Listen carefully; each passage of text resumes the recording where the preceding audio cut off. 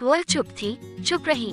चेहरा सफेद फूक पड़ गया और वह मन में जानता है कि मैं गलती कर रहा हूँ, व्यर्थ ही निर्दयी बन रहा हूँ, बेचारी की कमजोरी से नीच फायदा उठा रहा हूँ। पर अब वह भी करे तो क्या, गुस्सा हद से जो बाहर हो गया है।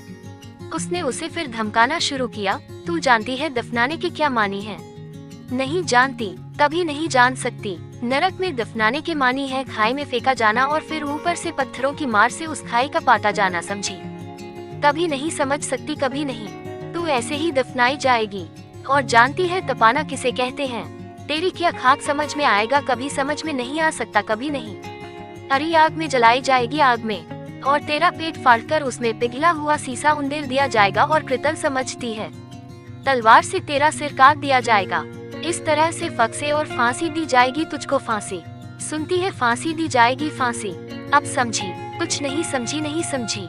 अरे कभी नहीं समझ सकती तू, कभी नहीं। पति का विरोध करने से यही चारों सजाएं मिलती हैं। और करेगी अब कभी जबान दराजी।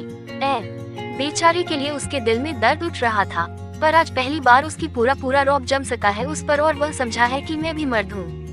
बेवकूफ औरत। आज उसकी समझ में आया कि पत्नी को समझाना कितना आसान है। ऐसा पाप पड़ता है अपने पति देवता का अपमान करने से, समझ लिया आज अच्छी तरह। वह एक बार जोर से चीखा और चल दिया। मैं पढ़ने के कमरे में जा रहा हूँ, उसने जरा मुड़कर विनम्र स्वर में कहा और भड़ाक से दरवाजा बंद करके अंदर चला गया। दरवाजे की भड़ाक से बच्चे की नींद खुल गई, भारी पलकें खुली, मोम की सी चिकनाई से झलझलाता हुआ पीला चेहरा हिला और रोने की एक मरगिली आवाज उस कोठरी में रल गई। किंतु वह आपे से बाहर थी, जहाँ बैठी थी, बैठी रही, कुछ सुना भी नहीं। हाय, उसके घुटे हुए कलेजे से आवाज निकली, तो ये बात है क्या? यही इस लोक में तो कुछ है ही नहीं, पर लोक की कौन जाने। वह कहता है फांसी लगेगी, पत्थर पड़ेंगे, आग में झोंकी जाएगी, सर काटा जाएगा, गला घोटा जाएगा, फांसी लगेगी, उबलता हुआ सीसा पेट चीर कर उंडेला जाएगा, पति की बात न मानने पर, धर्मशास्त्र के विरुद्ध कार्य करने पर।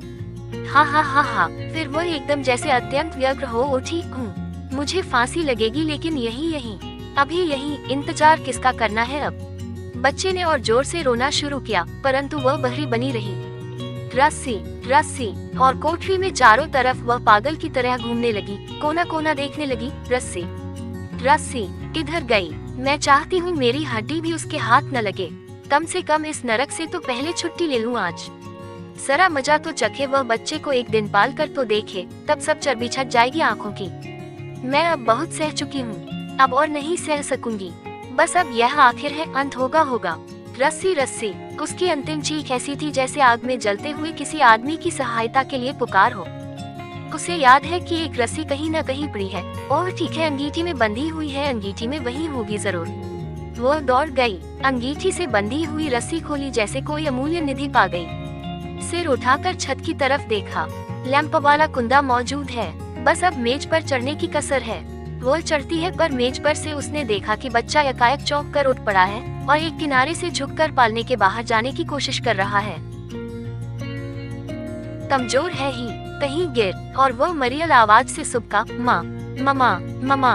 उसे नए सिर से गुस्सा चढ़ा, रस्सी एक तरफ फेंक दी, मेज से कूद पड़ी और बच्चे के पास जाकर उसको फिर तकिए के सहारे लिटाकर थपथपाने लगी। इसी के पीछे तो परेशान हूँ, मरने भी तो नहीं देता मुझे, शांति से मैं मर भी तो नहीं सकती।